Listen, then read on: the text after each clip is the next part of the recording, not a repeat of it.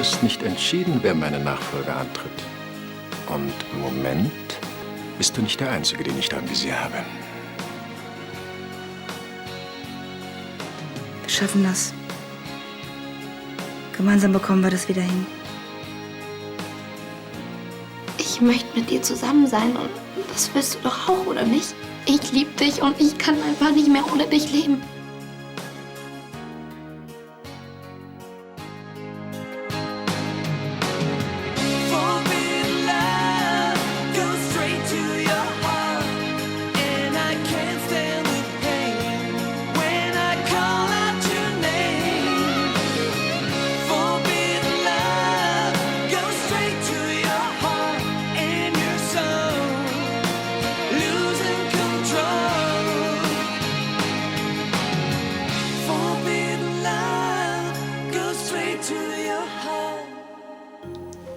Hey, jetzt sag bitte nicht sowas. Natürlich kannst du ohne mich leben. Sag mal, kapierst du es nicht? Niemand liebt dich so wie ich. Jana, bitte. Jetzt mach es nicht noch schwerer, als es eh schon ist. Du liebst mich doch auch noch, oder? Ich mag dich, aber begreif bitte, es ist vorbei.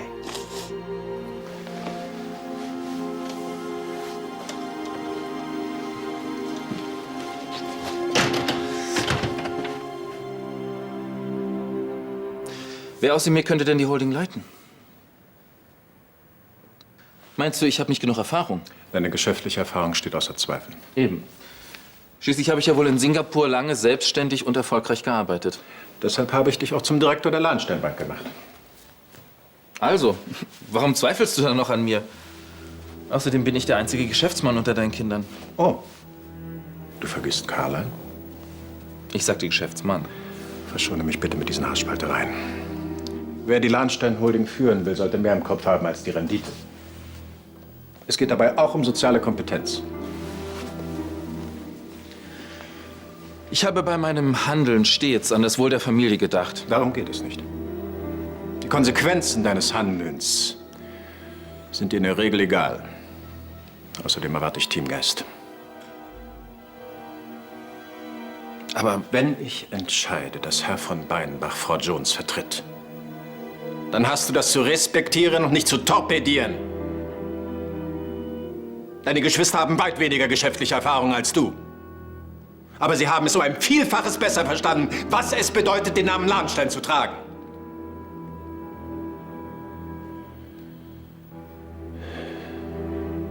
Das betrifft sowohl Carla als auch Leonard.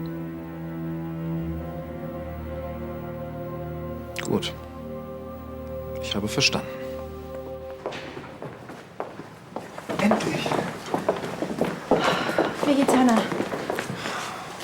Die Transplantation ist ohne Komplikationen verlaufen. Übrigens für beide Patientinnen.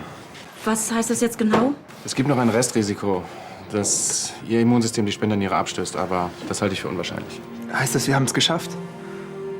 Ja. Vielen Dank für alles. Ich habe Professor Mallmann wirklich nur assistiert, also... Du weißt, was ich meine. Ohne deine Hilfe hätte das nie so reibungslos geklappt. Und meine Mutter?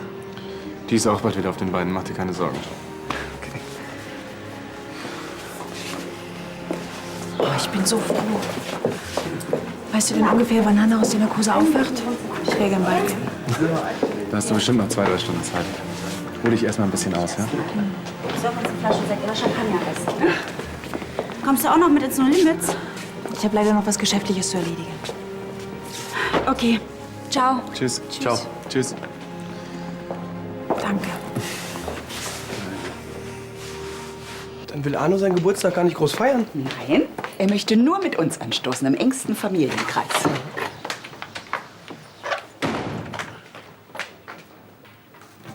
Jana?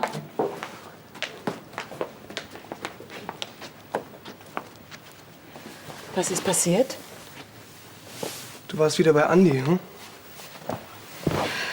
Ich wollte mich versöhnen. Warum tust du dir das auch an? Versuch ihn doch zu vergessen. Das kann ich nicht. Mann, wie soll denn das gehen? Ich liebe ihn einfach so sehr. Ich hatte eigentlich gehofft, ich könnte noch mal ganz in Ruhe mit ihr reden. Stattdessen macht sie mir eine Liebeserklärung. War total durch den Wind. Hast du denn eine Ahnung, wo sie jetzt steckt? Woher denn? Dann ruf sie jetzt wenigstens an. Meinst du denn, sie könnte sich was antun? Ach, bitte, jetzt mal nicht den Teufel an die Wand. Ich mach mir schon genug Sorgen.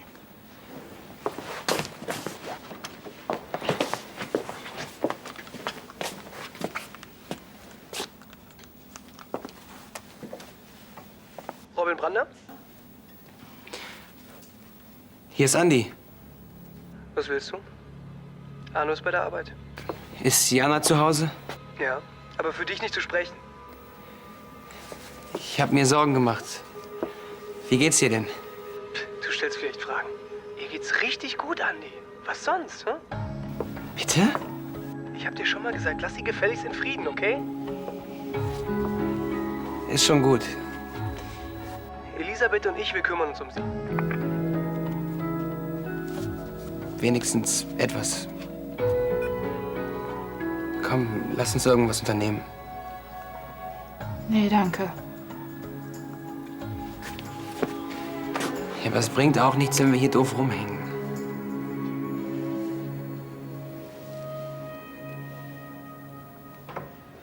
Warum soll denn ausgerechnet dieser Beinbach die Vertretung von Sylvia Jones übernehmen? Wegen seiner sozialen Kompetenz? Also deine Ironie kannst du dir sparen. Jedenfalls legt der Carlas Problem gegenüber eine größere Sensibilität an den Tag als du. Naja, so kann man das auch sehen. Ja, ich finde, er kümmert sich vorbildlich und sehr liebevoll um Carla. Hat einer von euch Bernd gesehen? Ist er denn nicht im Büro? Wir wollten uns eigentlich hier treffen. Aus dem Lager des Auktionshauses muss eine Lieferung abgeholt werden. Und ich dachte eigentlich, er könnte für mich einspringen. Ja, aber das machst du doch immer selbst. Ja, aber ich habe einen wichtigen Termin. Na, wenn du magst, kann ich das für dich übernehmen. Danke. Also, tschüss. Carla, es gibt noch andere Dinge im Leben als das Auktionshaus. Ich weiß.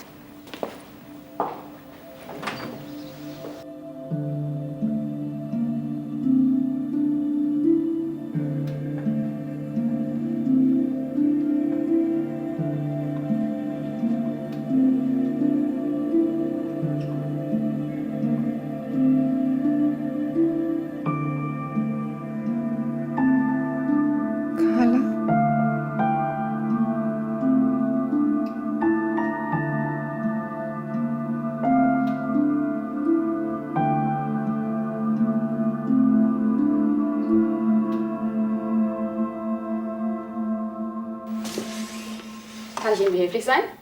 Nö. Mit anderen Worten, ich finde mich schon allein zurecht.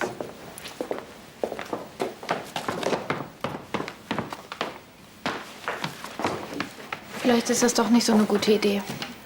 Ich muss sowieso die ganze Zeit nur an Jana denken. Eben. Du brauchst eine Ablenkung. Ich mache mir einfach Sorgen. Komm. Wir nehmen mein Bike und dann fahren wir einfach zum See. Davon würde es Jana auch nicht besser gehen. Aber so kommst du auf andere Gedanken. Der Urfelder See ist echt schön und da sind wir allein. Habt ihr auch was übrig gelassen? Keine Sorge, wir vergreifen uns nicht an deinen Diätjoghurts. Hauptsache kein Gedanken mehr an Jana verschwenden. Mach's euch nur schön gemütlich. Ich glaube, das mit dem Ausflug ist doch eine gute Idee. Dann haben wir wenigstens unsere Ruhe.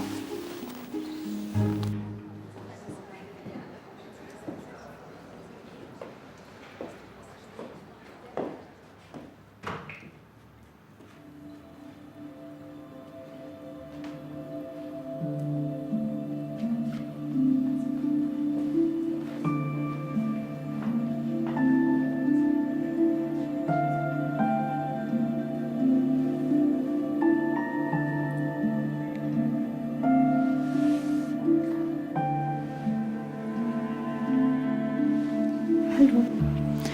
Es tut mir so leid, ich habe es nicht eher geschafft. Bist du schon lange wach? Ich habe gar kein Zeitgefühl.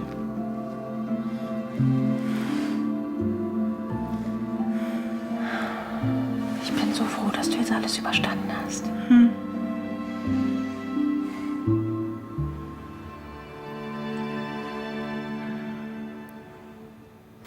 Für Für unseren Plan brauchen wir eine Marionette und Beinbach ist ideal dafür. Er ist doch total leicht zu manipulieren. Als ich angedeutet habe, gemeinsame Sache mit ihm gegen dich zu machen, ist er sofort drauf angesprungen. Ich kann einfach seinen Anblick nicht mehr ertragen.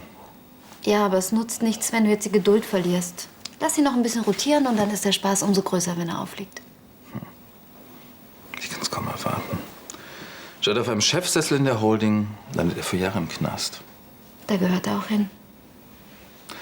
Und mein Vater sieht endlich ein, dass ich die ganze Zeit recht hatte. Das sind doch unglaublich gute Aussichten. Hey, wir sind im Büro. Spießer. Hey, vielleicht kannst du sie ein bisschen aufmuntern. Tschüss. Tschüss.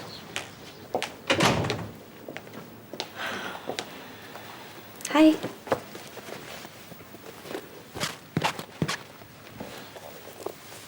Ich habe gleich gesagt, es bringt nichts, nochmal mit ihm zu reden. Wie soll ich ihn sonst zurückkriegen? Andi hat dich schon längst abgeschrieben. Hast du überhaupt keinen Stolz? Jana, wie oft soll er dir denn noch wehtun? Andi hat nur noch Nico im Kopf. Nico und Andi passen nicht zusammen.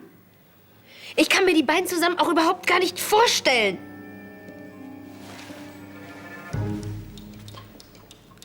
Ich glaube, ich weiß was gegen deinen Liebeskummer. Wir machen einen Ausflug.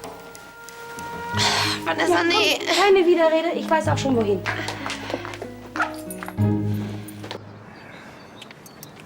Sag mal, warum wolltest du mich eigentlich unbedingt begleiten? Du kennst doch mein Faible für asiatische Antiquitäten. Ach ja. Und außerdem bin ich gerne in deiner Nähe.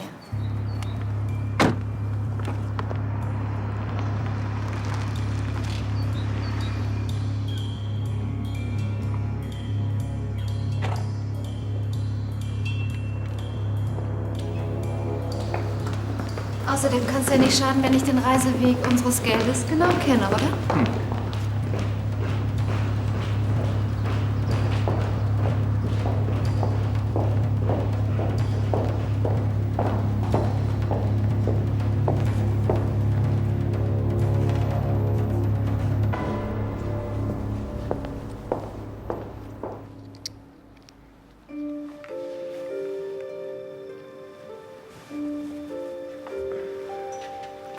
Fühlst du dich auch so gerädert wie ich?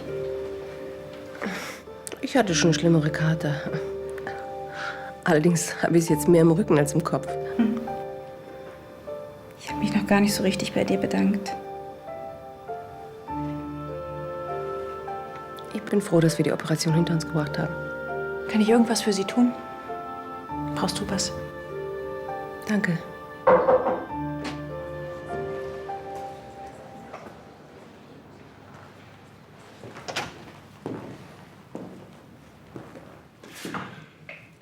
Guten Tag, Frau Jones.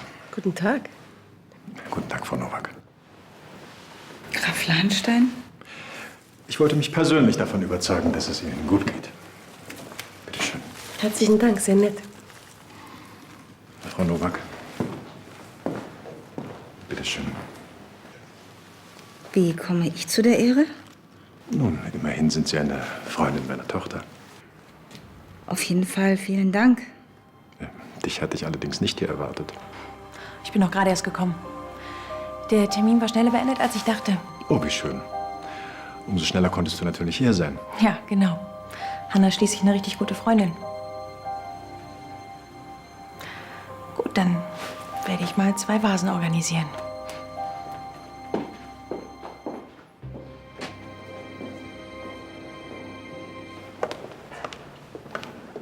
Ah.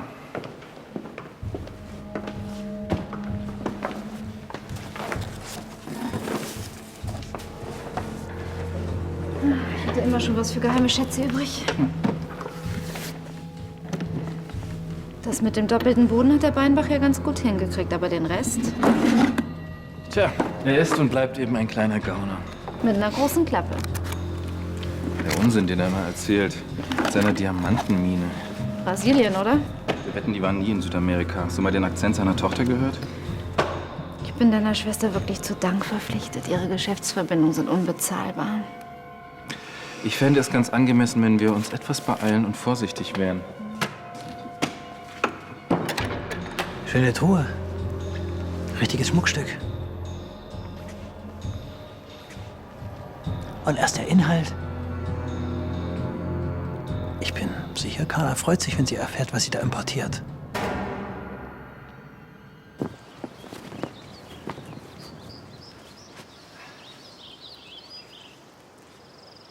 Dann wollen wir doch mal sehen, was wir alles da haben. Roast Beef Sandwiches. Nee, danke. Okay, aber das hier. Kaviar und Stachelbeer-Konfitüre. Dann gehen wir am besten gleich zum Nachtisch über. Wie wär's mit hausgemachter Mousse au Chocolat? Nee, lass mal.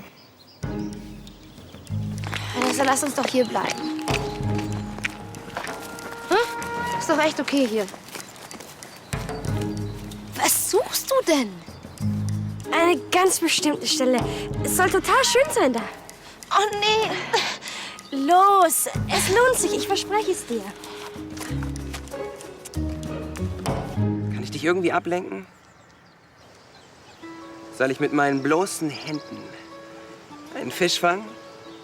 Soll ich? Aber pass mal auf.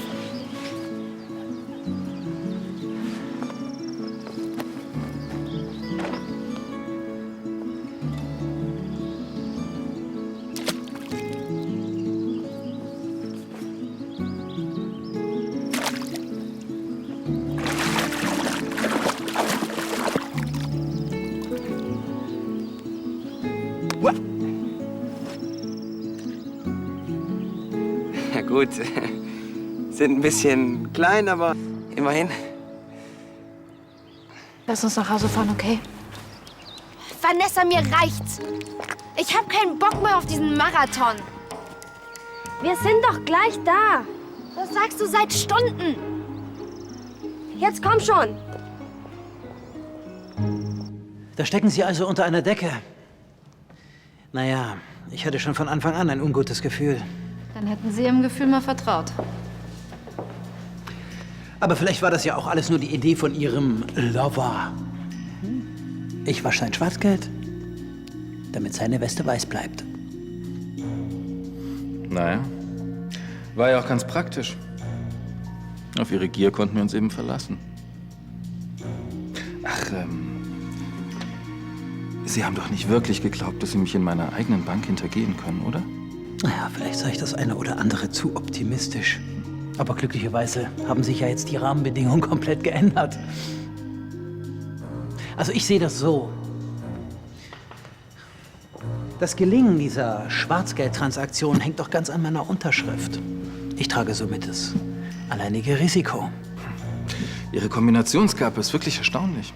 Herzlichen Dank. Ich finde, das sollte sich auf meine Profession auswirken. Jetzt übertreiben Sie es mal nicht, ja? Mein Name taucht nirgendwo auf und ich habe Zeugen dafür, dass ich von diesen schmutzigen Geschäften wirklich nichts wusste. Sie dagegen haben nichts in der Hand, wenn Sie auffliegen. Wenn ich auffliege, dann reise ich Sie auf jeden Fall mit. Ich bin gespannt, was Carla dazu sagt. Und Ihr Vater, junger Graf. Wie viel wollen Sie? Nur eine faire Beteiligung. Die Hälfte für Sie und die Hälfte für mich. Aus dem Gewinn von unserem Bauprojekt. Sie müssen verrückt sein. Wissen Sie, ich habe eine große Klappe. Und wenn man die stopfen will?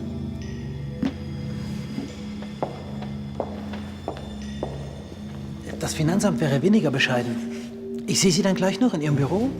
Ich hätte nämlich gerne einen kleinen Vorschuss. Ja?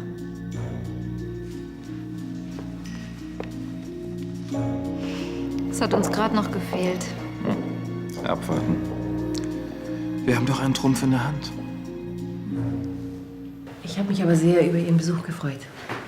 Vielen Dank nochmal für die schönen Blumen. Ich wünsche Ihnen beiden eine gute Besserung.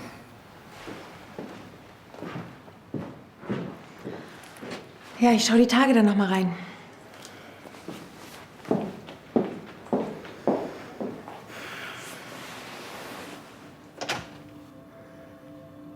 Weißt du noch, wie wir uns als Kinder vor dem Einschlafen immer Gespenstergeschichten erzählt haben?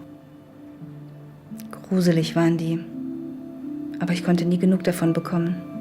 Ja, ich musste mir immer wieder was Neues ausdenken. Ich war oft schon so müde und wollte schlafen, aber du wolltest immer noch eine Geschichte hören. Wolltest du deswegen so schnell wie möglich ein eigenes Zimmer haben? Nein. Ich wollte so schnell wie möglich mein eigenes Leben leben. Weißt du, dass ich dich früher immer bewundert habe? Das glaube ich nicht. Doch wirklich. Ich wollte früher so sein wie du. Selbstsicher, schlagfertig, umschwärmt. Vielleicht wollte ich deswegen auch immer in deiner Nähe sein. So wie du jetzt die Nähe von Carla von Lahnstein suchst. Wieso? Naja, ihr beide, ihr seid sehr vertraut. Carla ist eine gute Freundin von mir. Ach so, naja. Dann habe ich mich wohl geirrt. Ja, sieht so aus.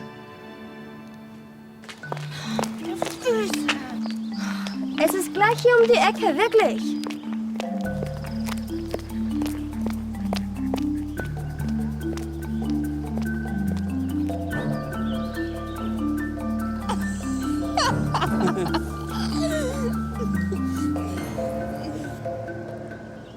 So schön, dich wieder lachen zu sehen.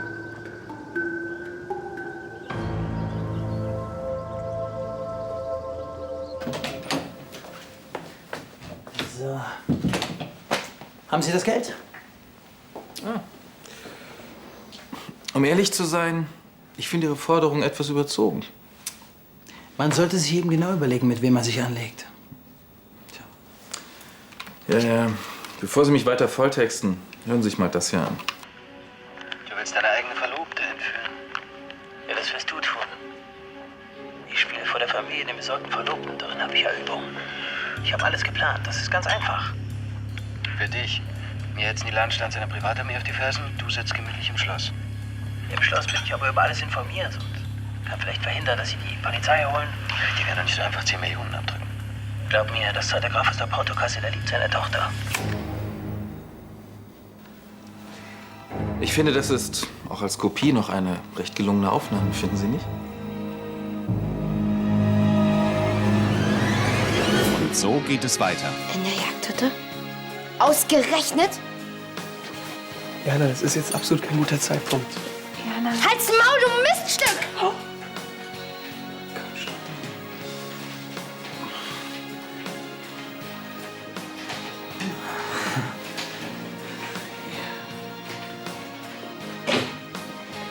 Na, jetzt enttäuschen Sie mich aber.